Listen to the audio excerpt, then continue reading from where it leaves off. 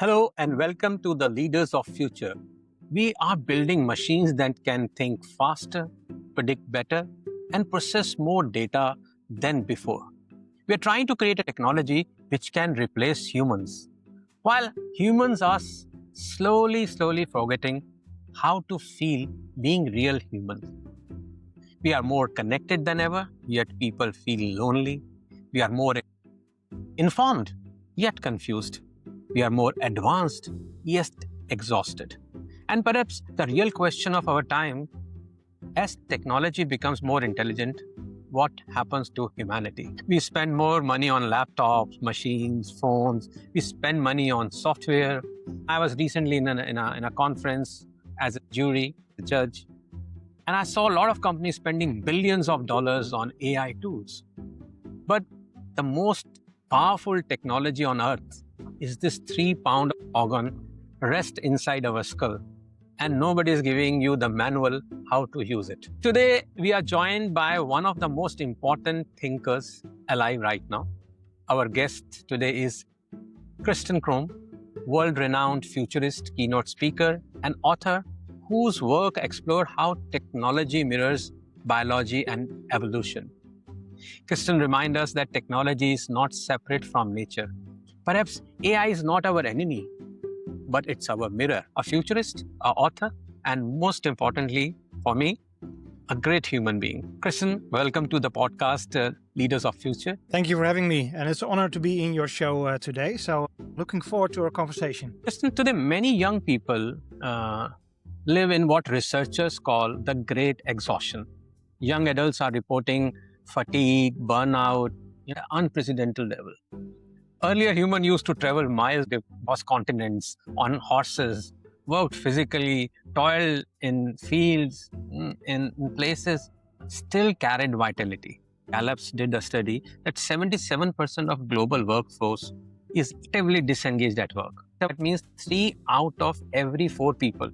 They are present in the body, but absent in their attention and soul. So we keep asking why productivity is falling, why innovation is slowing down, why our best people are leaving.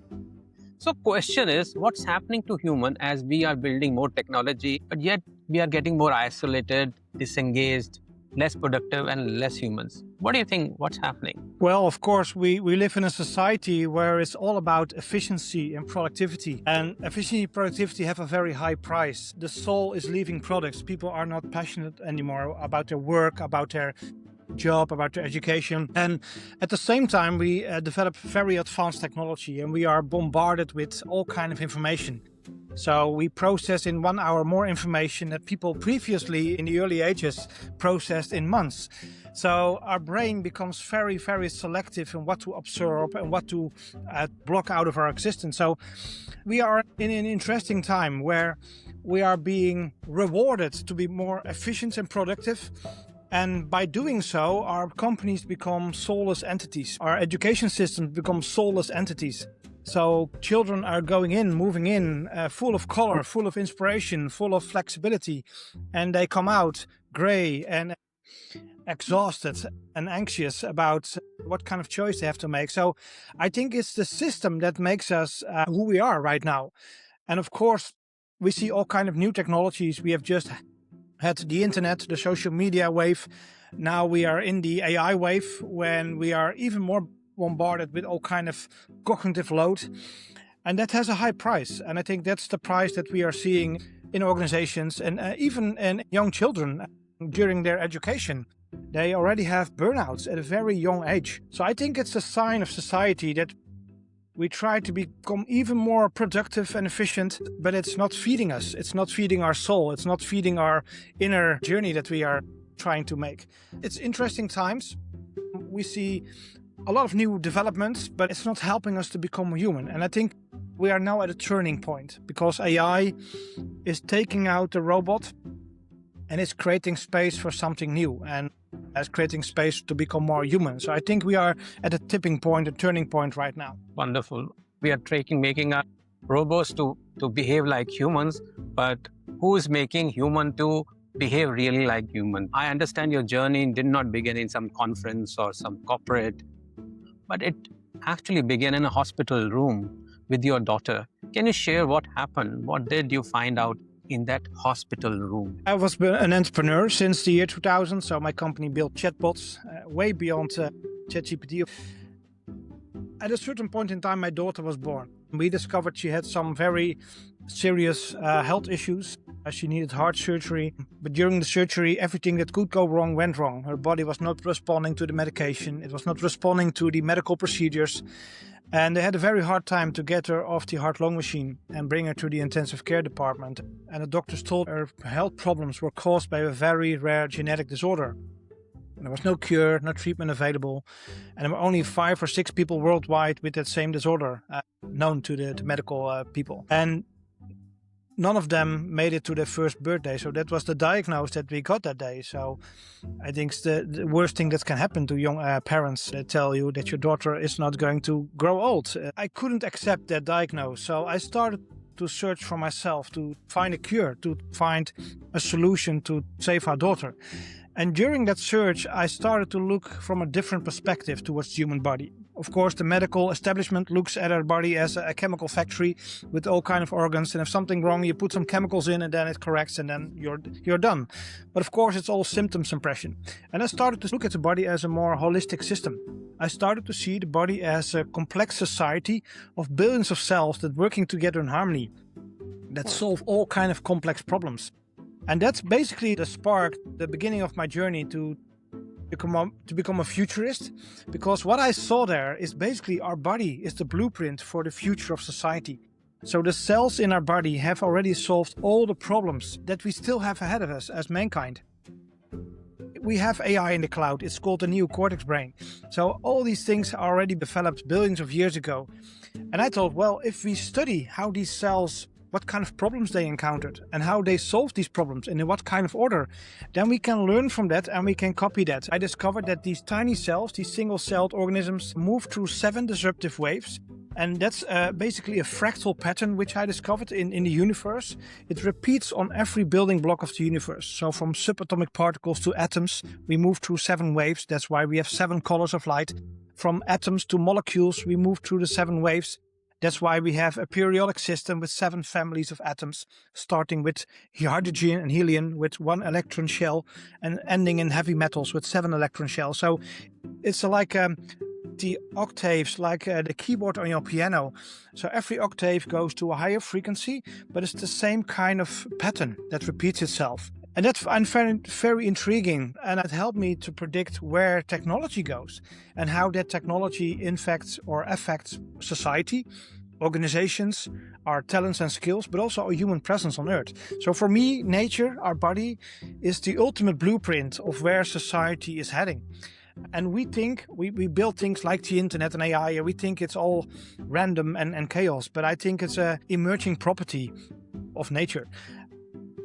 When I realized that, I thought, well, the world has to know this. So I started to do keynotes and started to speak all over the world, writing books.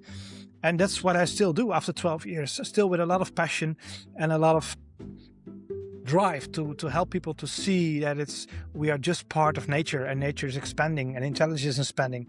And yes, we have our problems, and AI is creating problems, and the social media revolution created problems, but it helps us as a mirror to become aware of those problems, to raise our consciousness and to deal with that kind of problem and then evolve higher.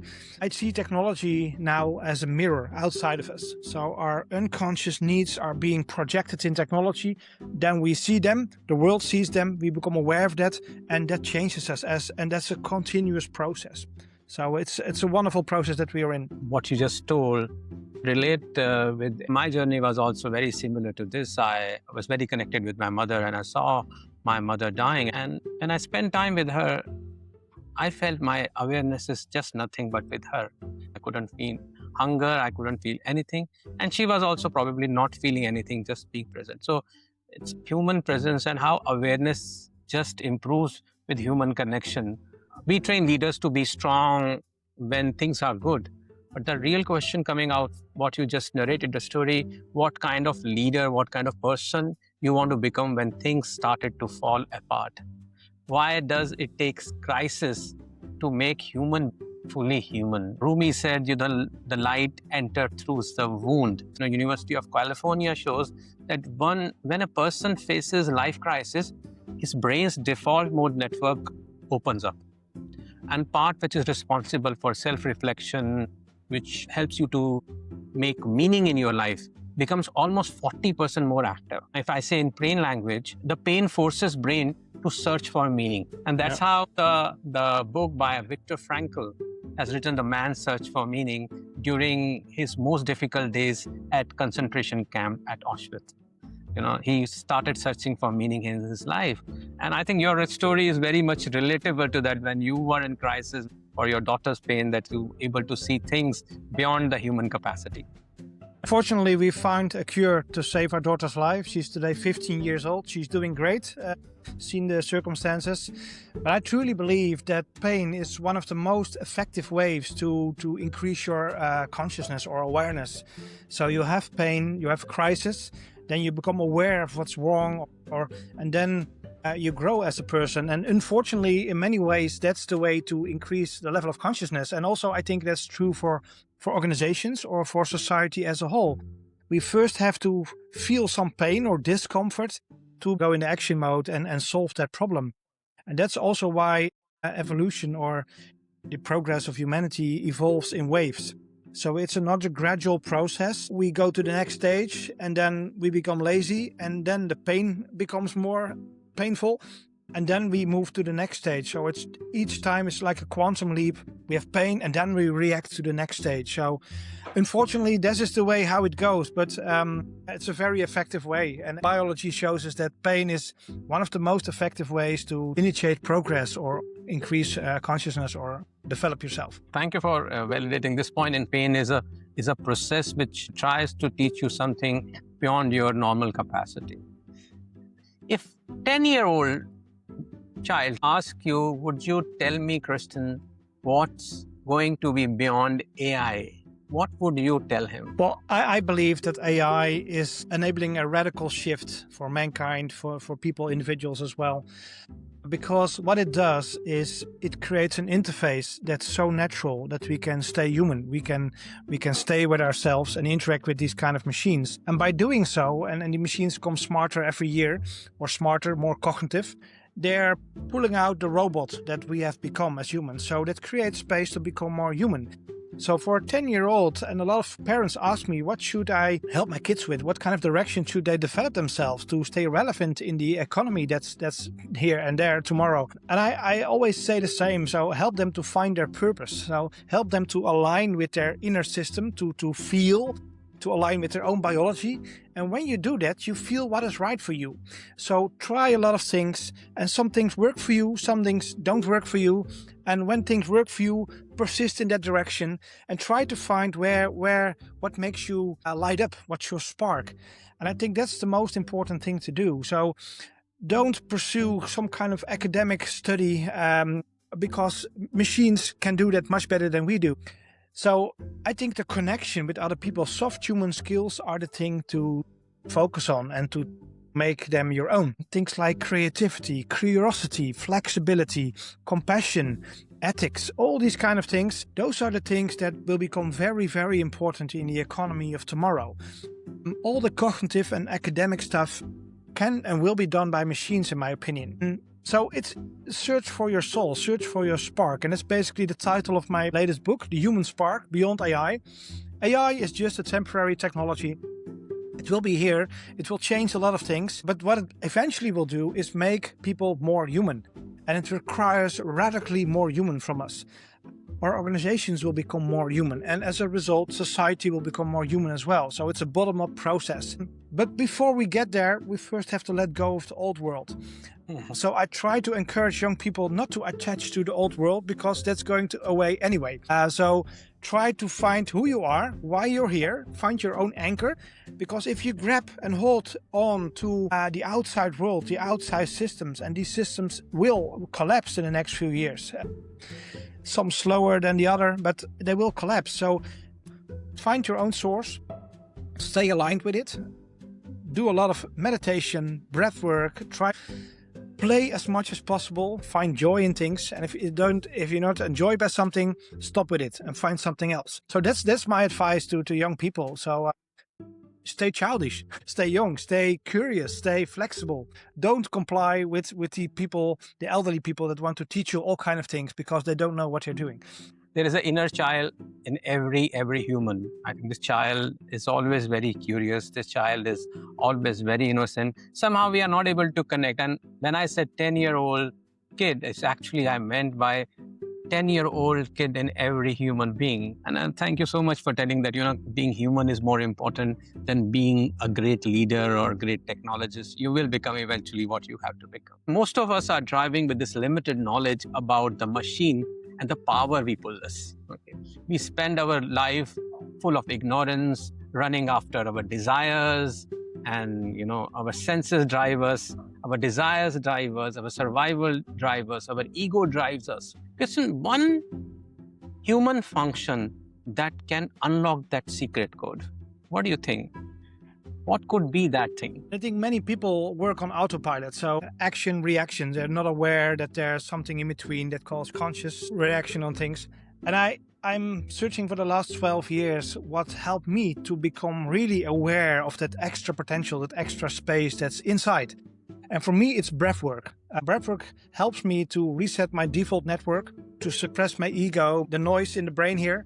And it helps me to adjust the noise signal ratio. So the signal is from here, from the heart. It's where I truly want to go and where I need to go. And this is noise. So by suppressing the noise, you can do it by meditation. But for me, breathwork is an instant way to move instantly into the body.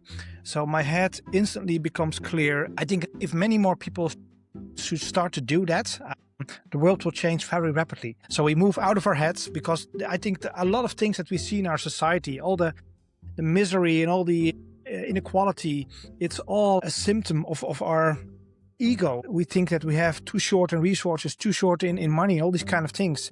But if we align with our heart, if we align with our body, all these things disappear. We feel unity with the rest of us. We feel connected with everything around us, with nature, with other people. And I think that's the way to live a conscious life. And it sounds so easy, but it's so hard to do. I try it every day. I think the single best way for people to unlock code, to become aware of what they truly are here for. Yes, awareness towards the breath is very important, which draws our attention from external world to internal world. And that makes humans aware about that we are alive. People feel that, AI is changing humans. So I always said, AI can calculate, but human can create meaning. AI can predict, but humans can forgive. AI can analyze, but humans can love. And perhaps our greatest technology is still hidden somewhere inside us. We talk about Johari window or a blind spot. What, in your experience, people are not able to see within themselves? They are more aligned to an external data than an internal data. I give you one example and story. I was coaching senior CEO, very, very successful, very decorated CEO. And while we were in one session, it says, Manish, I have everything. I have a great company, I have a great team, I have great numbers. I said, then why are you here? And he said, I don't feel anything. Not happy, not sad, just very empty. And I said, And I said, when did you last time cry? And he looked at me as if I asked him to fly. And he said, I don't do that. And I said, I know, that's why you are here. So we have built a generation of leaders, extraordinary at everything, the hard taskmasters, the strong, the manly, except knowing what is happening inside them. Now, there is another data which McKinsey shared recently. They studied 1,800 top CEOs, and about 90% rated them as being self-aware. But actually, only about 10 to 15% were self-aware. This was tested by the independent assessors. Think about the gap. 90% think themselves self-aware, but only 10 to 15% actually do some bit of it. What is one thing that leaders cannot see within themselves and what AI can see about them immediately? Well, I think AI can be a great mirror, a self-reflection tool outside of yourself. It's like an external prefrontal cortex where we can have conversations with. And I think AI can help us to find the blind spots. And when you're stimulated from the external world, you're instantly moved towards your head. You're not in your body. And that's, I think, a very big blind spot. We think that the world is outside there, but there's an equal world on the inside. And I think if you're not aware of that, you're missing 90% of the picture. It's like the fish not being able to distinguish that he's in the water and there's another world outside of the water, outside the fishbowl. And I think that's for many leaders, that's true. They're educated in academic systems. They're trained to be in their head. And the more you are in your head, the better you do in the corporate world, of course, and also in the governments and that kind of organizations. And that creates a blind spot on itself. So you are so in your head that you're not aware that there's something else. And doing breathwork or being in nature or these kind of things helps you to become aware that there's a different kind of world. And great decisions come from that world, not from the outside world. Great inspiration comes from the inside, not from the outside. And I think that's the single one biggest blind spot that we as society have created. It's all about the outside world and we forgot the inside world. And I think AI is going to change that, because AI and robotics is taking that over because it's much more efficient, cheaper, faster, more reliable than we are. And that shows us that we never were our brains. We were much more than that. René Descartes, the old philosopher from France, said, "I think, therefore I am." Today, machines think better, faster than we do on a cognitive level. So what are we? And that's basically the subtitle of my book. So what does it mean to be human when machines do the thinking? And I think that will be one of the deepest questions that we have to answer in the next decade. So I think AI creates an existential question. What does it mean to be human when machines think faster and better? So yeah, I'm very curious what will happen in the next few years, how we deal with that kind of question, how we internalize. And the big danger, of course, is also there, because if we use AI with the same kind of mindset as the previous technologies, it will only get worse. So in times where everything speeds up, I think we humans need to slow down. Organizations need to slow down. Society needs to slow down. We need to go inside. So it's an evolutionary wake-up call. I think we are just discussing an awareness gap where we are running after speed and data and accuracy, where we're missing on what is required, but it's giving more burnout than more ease to human. In fact, these tools were built that this mechanical task can be done by something else, and then human can go inward and look into their more human capabilities. And whereas we are now more drawn towards outward than inward, that we want other people to do, and we don't know what to do with our own self. And I think I call this awareness gap, that we still don't know what to do with ourselves. And I think this is the biggest thing I notice today when I do workshops with organizations or I go in public speaking. People want to do more, but none of them know what to do with themselves inside. Well, I think AI forces us to change from human doings towards human beings. So being present will be a new feature, a new USP for people. So yeah, interesting times ahead. I was with one of my mentors in Silicon Valley, well-known neuroscientist, and he said how important the nature is. And I said, yes, I am in love with nature. He says most of deep thinkers, saints or scholars, they used to stay close to nature. There's this study, they gave a mathematical problem to solve to two groups of people. Okay. They sent one group of people to San Francisco city. One was sent to one garden, and they were given about 20 minutes to solve the problem. And they found the people who come back from the cityscape were far slower than the people who come back from the nature, because their cognitive ability increased by being in nature. They were more calmer. I'm going to share very sad facts with you. About 150 species are getting disappeared from this planet. Not a month, not an year, every single day. Every day we lose these species. Forests are getting disappeared. Oceans are scanned. You will also know this fact, which is really astonishing, that we are currently in the 6th mass extinction in the Earth history. Earlier, previous 5 were first was caused by asteroids, volcanoes, and ice age. They are basically natural disasters which happened. That's how the extinction happened.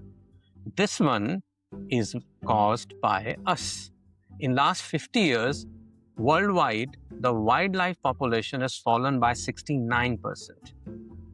We have used more Earth resources in last 70 years than the all previous human history combined has used. So in ecology, we are the most invasive species. So question to you, Christian, that as human, are we really invasive species? What happened to civilization which is disconnected from its own nature? I think what unique is for humans is that we have a mind. We can make bad decisions. We have free will. We can make choices, and we can make bad choices, and we often make all the bad choices before we make the good choice. So what I see is that it's all a learning path.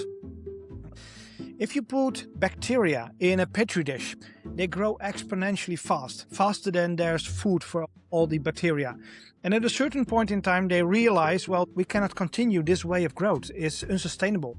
And then they start to create some equilibrium where there's a balance between how many food there is, how many resources there are, and how many bacteria there are.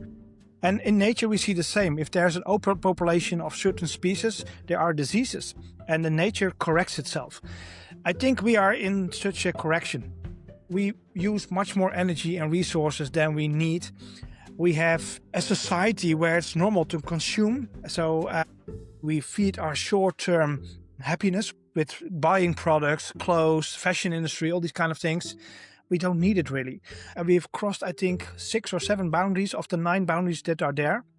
And that creates pain on an individual level, on a society level, and that pain becomes now visual. So I think the more powerful the technology or the mirror becomes, the faster we learn from our mistakes and the faster we can correct ourselves. And of course, what AI is doing, it's create a global mind, global awareness, and we know everything that's happening in the world. And just like a human body, if you put a needle in your finger, you experience pain. Your whole body stops doing what it's doing. It releases the pain and then it goes forward to do the thing or to heal or whatever. And now with AI in the cloud, we start to have some kind of new cortex brain for society that can do the same. So we become aware of the global ecosystem. We feel the pain of a small majority of people or of nature or certain animals. And then we can do something about it, and then we move forward as a species. So I see a very organic future, a very organic society where building structures, materials are much more organic, much more in line with nature. And the world that we have built it with concrete buildings in the large cities, which is a very unhealthy environment to live in, that was an excess, that was something of the past. And I think especially with generative design and generative engineering, we ask a machine to develop something for us and it designs a million different directions, just like nature. And it only invests in the direction that is optimal and that works. So basically with AI, we can redesign and engineer like nature again. We can try all the bad things in a virtual world and only the good things that we persist on, we can build them in the real world. So I think that's also a massive change. We have never had that kind of technology available. But now with AI, we can create different kind of society, different kind of products. I believe we move towards a global society, global knowledge sharing, but local problem solving, just like nature works. So we can 3D print products. We can recycle those products in new printing material. We can generate energy locally, store energy. We can solve all problems on a local level. And that's unique. So we are moving from a global world, which is very unsustainable. So I think we are really at a tipping point towards a completely new kind of society. And I think society will change on a fabric level. So every fiber of society will change because of these kind of systems. We will have logistics as a service. We have mobility as a service. You don't need to own your own car anymore. Mobility will be there. The same for all these other things. So we are at a very unique point in time, which has never happened before. And therefore, I think we need to experience pain to become aware that we have messed up and we need to do different in the future. So I think we are exactly where we should be. And yeah, the pain is part of the process. And it's a crisis that we need to go to the next level. So on the long term, I'm very, very optimistic. On the short term, we have some issues that we need to resolve. And they will have a lot of pain accompanying them. With this revolution of AI and internet gave us knowledge, AI has given us intelligence. We are humans which is feeding information in these technologies. We still have to learn our relationship with nature. I ask leaders in my workshops, what is your relationship with nature? And most of them look at me like I have asked completely a wrong question in wrong place. And a lot of people said, Manish, we run an organization, what we have to do with nature? And I say, you are nature, you forget that there is a change which is inevitable. Our biological body is changing, our neurotic body is changing, our emotional body is changing, our psychological behavior is changing. So change is happening. And Darwin said, the survival of most fittest. Not everybody is adaptable to change. There's a lot of kind of people who couldn't come with the changes. I just share a small story.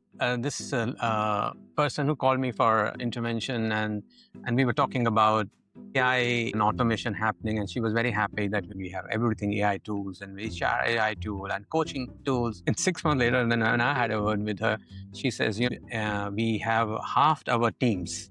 50% of people have been fired. And she says, I'm also feeling irrelevant at this time because machine does better decision making than I can do.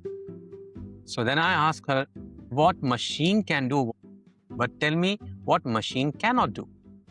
And she thought for a time, and she says, if I have to answer, say, feel the room. Know if someone is not well, okay, someone is lying, okay, to know that my team is broken from somewhere which numbers don't show up. And I said, exactly, this is your competitive edge. It's not intelligence, but the awareness. World Economic Forum released the Jobs of Future report, and number one skill for the employees, not data analysis, not even AI literacy. Number one skill is creative thinking. Number two is analytical thinking. Number three is resilience and flexibility. So these are the deeply irreplaceable human skills which cannot be automated. So question for you, Christian, what kind of humans will survive in coming time? Paint me this person. I think the humans who are most aligned with their own nature, those will be the one that can make the shift the most easy. The ones that have disassociated with nature, that see us on top of nature, those will have the hardest time to adapt. I believe that we are in the midst of a huge shift from hard skills to soft skills. About 78% of the global economy is majority of that is based on hard skills. Well, what are hard skills? Repetitive tasks that can be defined by rules. Everything that can be defined by rules can be digitized and automated, and it will become a commodity. So if you're a hard skill guy or a woman, then machines can do that as well. They can copy you. So we need to shift towards soft skills, which is about creativity, curiosity, flexibility, moral intelligence, all these kind of things. And that's basically the shift from knowing to understanding. Understanding is about lived experience. So a machine knows everything. It's cognitive intelligence. You can ask it everything, even how an apple tastes. It will describe it perfectly, but it has never tasted an apple. It has never held the hand of a child which is sick in the hospital.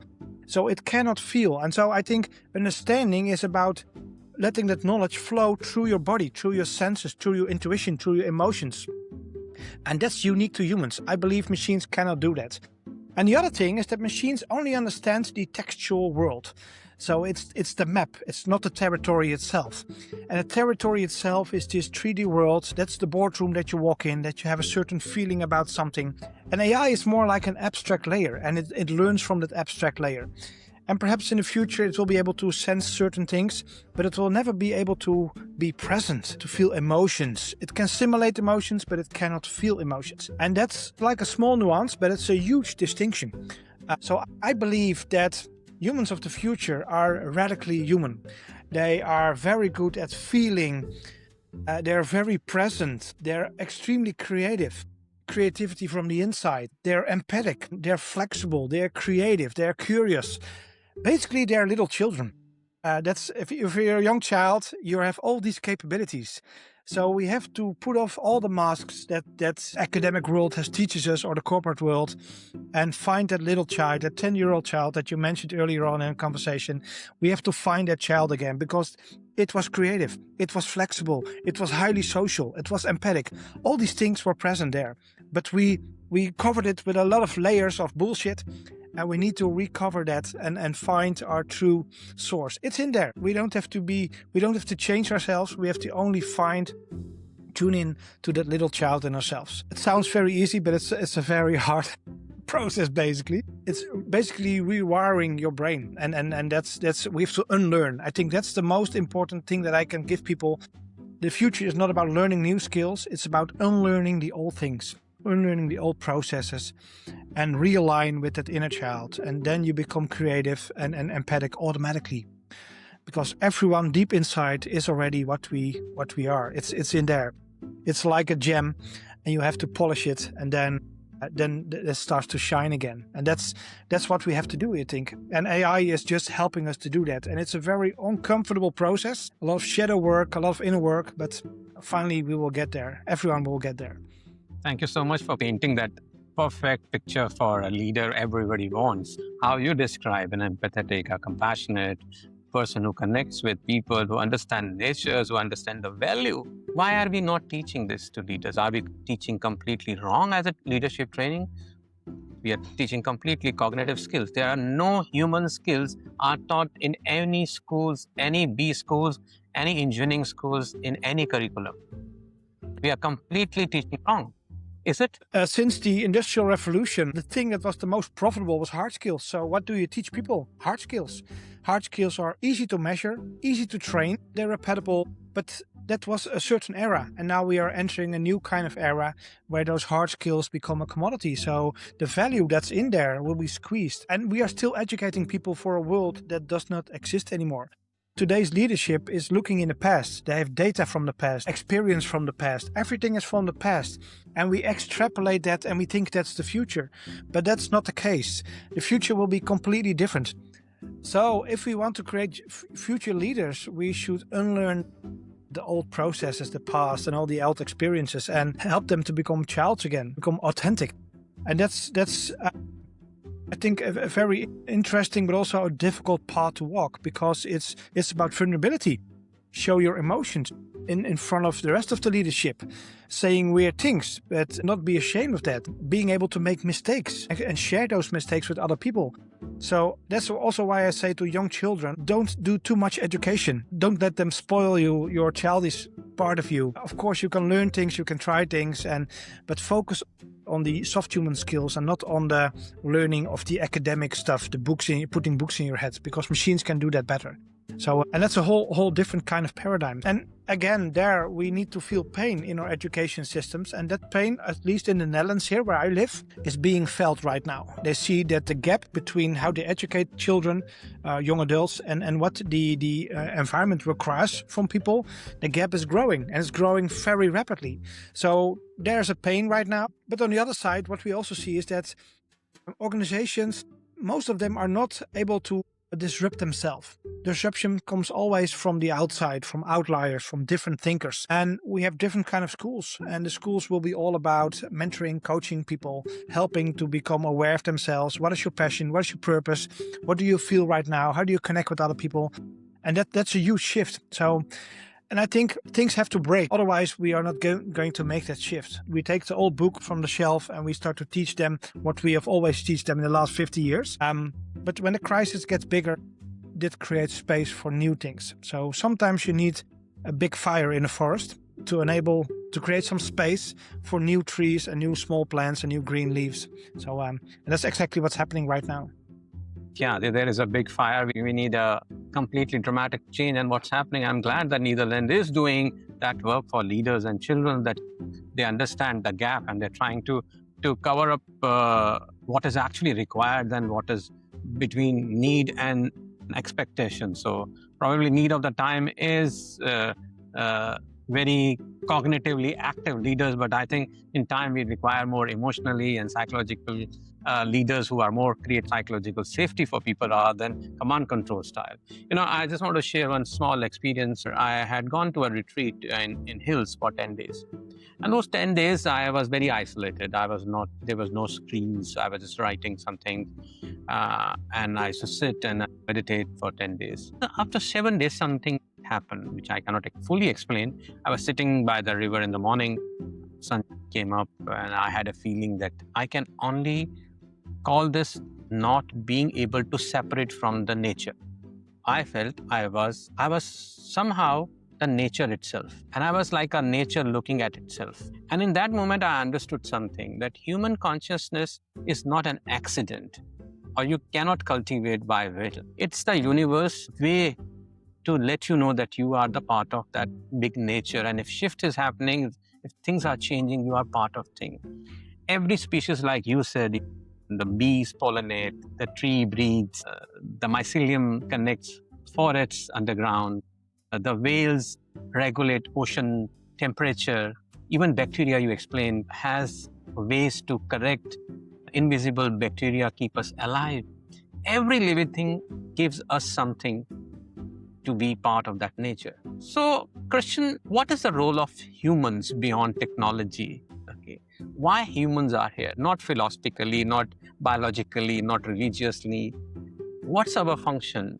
What do you believe is the larger purpose of being human in nature? I believe that we are a building block in an evolutionary process. So just like the atoms build molecules, molecules build cells, cells build organisms, and organisms like humans build organizations, and organizations build society, and society builds multiplanetary society. So I think it's a never-ending process. It's like a fractal pattern. I see we are an expression of consciousness that's aware of itself, and we become more powerful when we become aware that we are part of nature, that we are consciousness, and that we are conscious creators. And I think until now we have been unconscious creators. We have created from our subconscious needs, but when we shift towards a higher level of consciousness, then we discover, well, we are consciousness creating itself. I don't think that AI or technology is an entity on itself. AI and technology is just like biology. Biology connects cells, creates unity, empowers cells, and technology has the ability to do the same. So unite people, empower people, if we use technology in that way, in that purposeful way. And that's where we are shifting right now. So, and if we do that, we are a building block for organizations that become social empathic, which will become very powerful entities that create a society, a heaven on earth, I call it. But it's basically a society where every human being is aligned with its purpose, just like every cell in your body is aligned with its purpose. So that's how I see the future. So we will not be extinct. Just like the cells in our body, after millions of years, they're still here, still fulfilling a role. And therefore, we also have a role. We are parts of organizations, and organizations can fulfill larger needs of society. Thank you so much, Christian, for this wonderful wisdom. Darwin said that most adaptable will survive. He never said the most powerful will survive. And perhaps as per our today's conversation, AI is not here to replace humanity. Perhaps it has come to remind us that what we have forgotten about ourselves. Because machine may become smarter, but ultimately we have created it. But the wisdom, the compassion, the meaning, and the consciousness will still live within us, not in the machines. So, Christian, thank you so much. You are one of the most alive human beings I have ever spoken with. What is the last thing would you like to share with the listeners or people who are watching this podcast? Well, I think the most important thing that people inspire to do is align with your own nature, align with your inner world, and then the rest will follow. So it's just make that initial step, go inside, and there's so much to explore there. And it's a wonderful journey. It's a long journey. It never ends, but I think it's worth doing it and worth for society. Interesting people said, if you want to change the world, change yourself. And I think that's so true. So start with your inner world.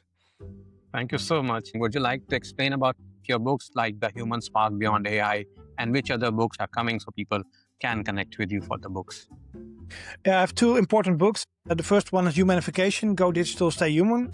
And my latest book is The Human Spark Beyond AI, which is also about the wave pattern and the correlation with nature, but more are the meaning of being human when machines do the thinking. You can download it on many online book stores, digital bookstores. There's an audiobook in Spotify, so people can find me in many places on YouTube, on a website. So if they want to connect, please do so. And I'm happy to help people any further. Wonderful. Thank you. So thank you everyone for being here till end. If you are here till end, definitely you would have got the nuggets, what the humans will look like in future. So go and read the book, The Human Spark Beyond AI. It's available now. Go and get it, read it, give it to the leader you believe in. And so today's podcast we end. This is the Leaders of Future and I'm Manish Behl. Until next time, stay curious, stay conscious, and remember, future does not need better machines. It needs better humans. Thank you very much, and I see you again in next podcast.